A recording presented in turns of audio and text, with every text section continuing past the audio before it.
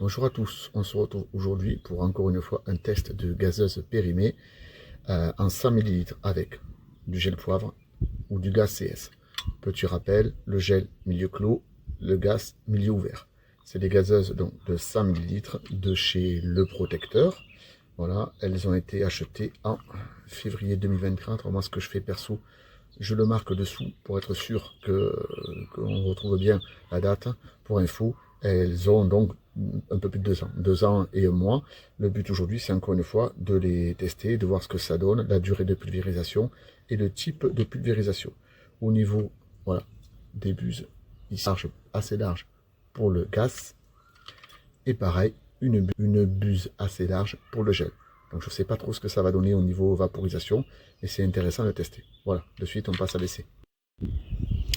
Alors, premier essai, le gel, distance 3 mètres. On remet un petit peu.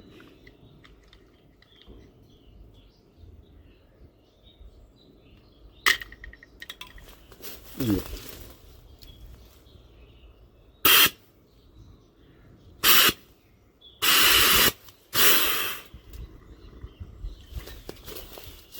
Deuxième essai, le gaz.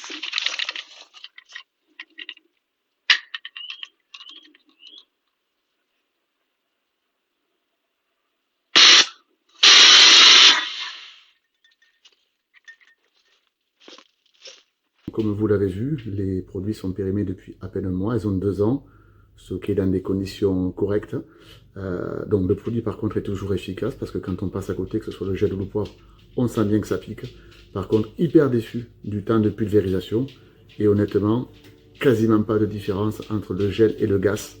Le gaz un peu plus volatile que le gel, mais vraiment on est loin du produit que j'ai testé en TW1000. Donc regardez mes autres vidéos sur la petite gazeuse en gel poivre TW1000.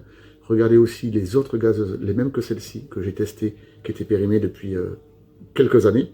Mais honnêtement, très peu de différence. Donc ça, en cas d'agression, je suis pas fan. Honnêtement, s'il faut vaporiser plus de 5 secondes, c'est mort. Voilà. Donc, je rachèterai plus ces produits. Allez, merci, à bientôt.